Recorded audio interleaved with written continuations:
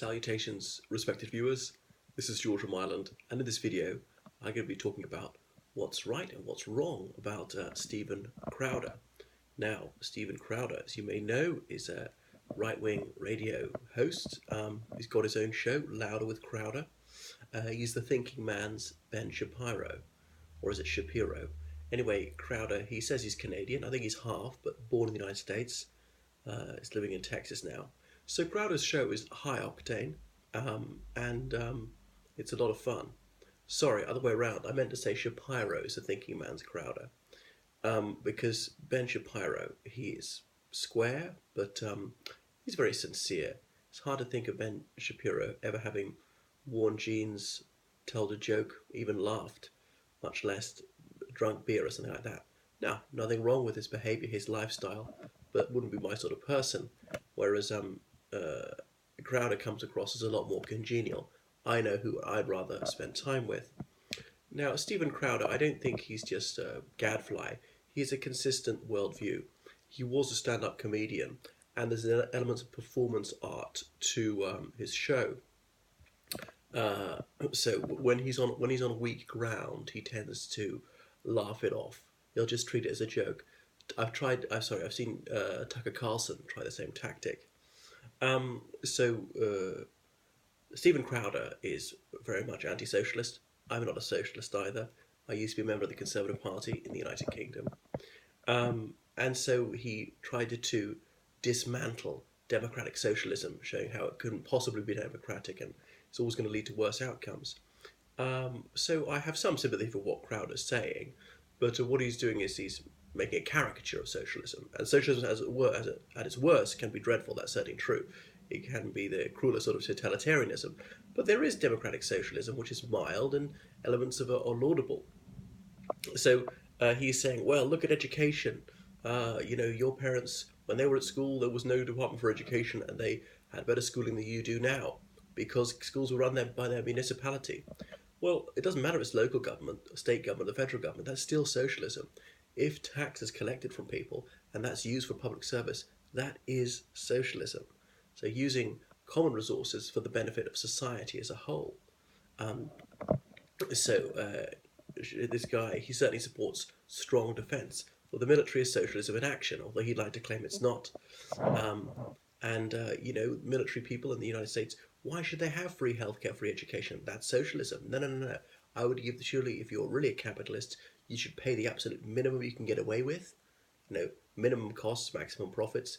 Give them minimum benefits you can. If you didn't have difficulty recruiting these people, that's what you should do.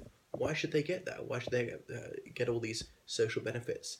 Oh, but they serve the nation. Well, that's true. Lots of people serve the nation. Firefighters do. They sometimes give their lives. Police officers do.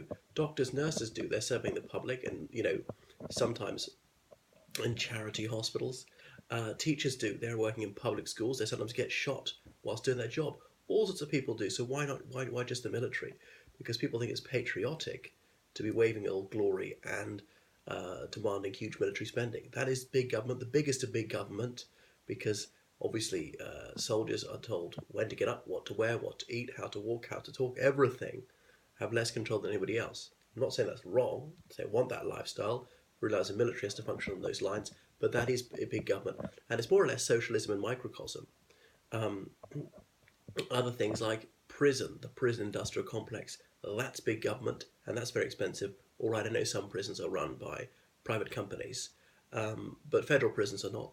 Or the judiciary is socialist as well. And Crowder's claiming, it's not because of the Constitution, he's a constitutionalist. Well, some constitutions are socialist. Some countries still have the word socialist in their constitutional title. The Socialist Republic of Sri Lanka and so on. Now, I was in Sri Lanka, 2002. Not a wealthy country at all. And they had a ghastly civil war with hundreds of thousands of people killed. But throughout all that time, they had completely free healthcare. Think of that. A country much poorer than the United States had free public health care. If you're a poor person in Sri Lanka, you would be treated. If you're a poor person in the United States, you're going to be left to die. Which is better? Which would you rather? You might not be poor at the moment. You might become poor through no fault of your own, losing a job. Or maybe it is your fault. Maybe you did make some foolish decisions. But should we not help people out? And that comes to another thing about Stephen Crowder, saying that he's a Christian. I'm indifferent to that. Doesn't make him good or bad, but am I my brother's keeper? Therefore, you should help them out. Now, he certainly wants to put his Christian beliefs into action in governmental policy in relation to abortion, for example, but why not to welfare? Why not helping poor people? Coming back to the US Constitution, it says that the federal government there is to provide for the general welfare. Welfare, think about that. Would that be Medicare, Medicaid, money for the unemployed, money to feed children, things like that, breakfast clubs for children from impoverished families? So yes, it is a legitimate role of federal government and indeed state government. So and he just leaves it up to businesses that businesses will mitigate the wrong. Well, the profit motive is all in favour of that, and the profit motive is praiseworthy up to a certain point. But if a business has to choose between making a fat profit and benefiting the public, which are they going to choose? I think they're going to choose the profit every single time. And yes, it's true that some corporations do make small charitable donations, and they're to be commended for that. So businesses would be advertising, using the PR system to encourage people to buy things they don't want, making people have status anxiety so they buy more things to show off.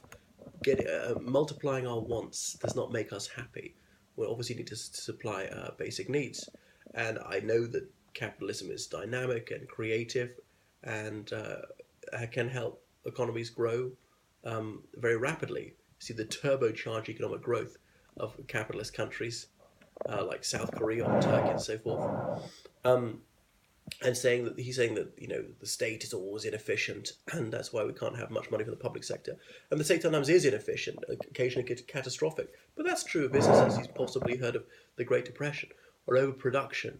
We produce too much, and therefore that makes us poorer. It should make us richer producing more. That's one of the conundrums of capitalism. Collapsing under the weight of its own contradictions, as Marx would say.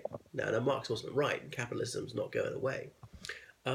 But see how tons of clothes are wasted. I'm sitting in the United Kingdom right now, and I've read about this, that too many clothes are manufactured and imported and not sold after a year. And literally tons are just buried because they're not going to be sold. That's very wasteful, rather than producing what we actually need. Or houses sitting empty whilst they're homeless people. That's inefficient too. And competition is good for the consumer. It's a capitalist shibboleth, and that's often true. It raises quality, can lower price, and I've seen the benefit of it. Airlines slashing prices and so on. And he pointed out how FedEx and so on, and private delivery services, they've forced US mail to raise its game, and that's good. But competition doesn't always work. Let's say there's a railway. There's only one railway between two towns. Only one rail company can run that service. I know you can have a bus and a road, but they're all the same speed. Sometimes there's one road between two towns. And okay, you could build another toll road a long way around, but that's a bit inefficient. People using more fuel to get there, even if it takes a shorter time. So competition can't always be applied. Look at education. Look at universities. If they're run for profit, they want as many students as possible to pass everybody to lower academic standards. Look at Ron Paul, and he's a hardline right-winger, saying what he's seen in tertiary education is standards lowered whilst prices are raised, because it's all about mass market and making them consumers. And no, universities have got to have a standard, say that we can fail you, and even if we pass you, we don't have to afford you a higher grade. It's grade inflation. I've seen it here in the United Kingdom. And students can't be told what they don't like, can't be taught things that they find distasteful, so it's preposterous. That's what it really militates against quality in education. Likewise in healthcare, people advertise to ask for certain medicines. Ask your doctor for such and such. But the doctor might say, well, no, that's not the right medicine for you. He or she is the expert, the patient is not. They've got to be able to say no. So patients complaining about this or that, or claiming they have a condition, sometimes they're wrong. And the medical professional has to be able to say no. This is a problem. Giving people treatment that they don't need. Trying to turn hospitals into hotels, making them attractive, and people choose them on the basis of appearance, not on substance, because a lot of people don't know what's good for them. Crowder thinks that people make better choices themselves. Well, it varies. Some people are idiotic and make very bad choices, but I think he misses the point. Choice is about freedom, so we should allow people choice within reason to adults, because taking away all people's choice, like sending them to prison, that's taking away their freedom. So there's too much ostentation. in capitalism, and I don't want people to get rid of capitalism. But back to Crowder's much vaunted Christianity. Jesus said, the man with 2 shirts must give one to the man who has none. How about that? Now, gleaners had to have some corn left for them to pick up, but Crowder says the state should never do that. He says charity's fine, all right. Why? Why be generous? Isn't that giving these idle people something for nothing? Don't encourage people to be lackadaisical. It's making them selfish. That would be according to his worldview. Now, there are flaws with socialism. It can be inefficient, and you do have welfare dependencies sometimes. I've seen it in action. People claiming to be disabled when they're not, and so forth. And services have been run for the benefit of those who work on them, rather than those who use them. Public railways in the United Kingdom, well, they were mediocre. But now what there is now is they've got mediocre surface again that's extortionately expensive and still state subsidised, but run by private companies who get state subsidies. It's ludicrous, and that's often the case in the US. Corporate welfare. Maybe Crowder's against that, fine. So if Crowder is a constitutionalist, why does he want to keep Guantanamo Bay open? What happened to the right to a fair trial? It's because they're Muslim. He's more or less said it, which is a viciously bigoted thing to say. It's against the US Constitution not to discriminate on religion. Now, he might say, but the Supreme Court said it's okay to keep it open. Well, the Supreme Court is fickle. You know, same-sex marriage had no constitutional standing a few years ago. Now it's allowed everywhere because the Supreme Court changed its mind. May change their mind on Guantanamo Bay.